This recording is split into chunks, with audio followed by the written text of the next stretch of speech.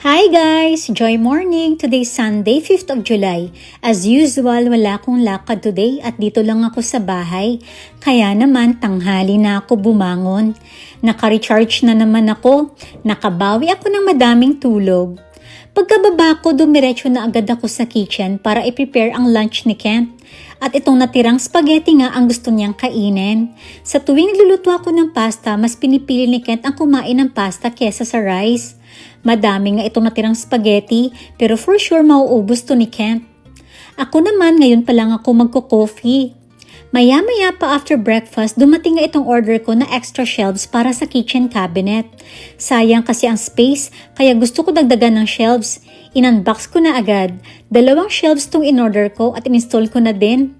Ayan, mas madami na ngayon mailalagay sa kitchen cabinet. At para productive ang hapon na to, hindi pwedeng wala akong gagawin. Ayoko naman mahiga o matulog ulit at lalong ayokong masayang ang day off ko. May pasok na kasi ulit kinabukasan.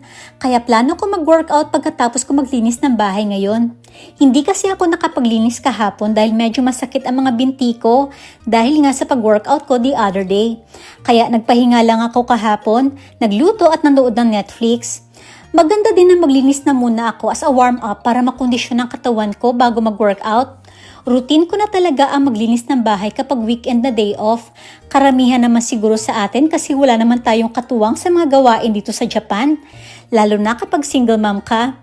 Pero ini-enjoy ko na lang, parang exercise na din para maging active at productive. Masarap din kasi kapag malinis at maayos ang buong bahay. Napaka-relaxing at nakakawala ng stress. After ko magpunas, mag-vacuum at maglinis ng kitchen, bedrooms, dining and living room, dito naman ako sa vanity area. Nagpunas ako at nagbrush ng sink. Taas yung 2 toilet room naman. Nagbrush din ako ng mga toilet bowls. Gusto ko kasi laging malinis at mabango ang toilet rooms. At dahil hindi ako nakabili ng air freshener, itong perfume Desert Violet na lang muna ang pinang-spray ko. Super bango talaga kasi neto, amoy baby powder. After ko maglinis ng buong bahay, nag-prepare na ako mag-workout. Total, pawisin na ako at mag-shower na lang ako after ko mag-workout. Ready na ulit sumakit ang mga muscles ko.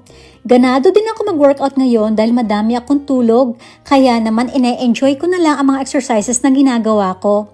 Dahil nga sa medyo tumaba ako ng konti, malapit na sumikip ang mga workout outfits ko. Kaya naman, dapat maagapan. Ayoko bumili ng one size up na mga damit.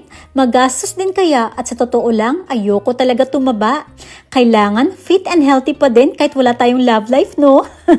Kaya ayan, keep going kahit mahirap. Remember, no pain, no gain.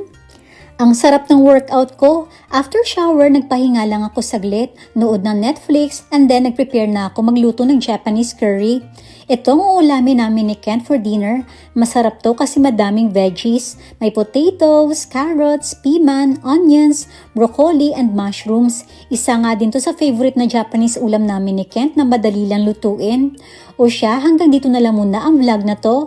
Thank you so much for watching. Be beautiful and be kind. God bless!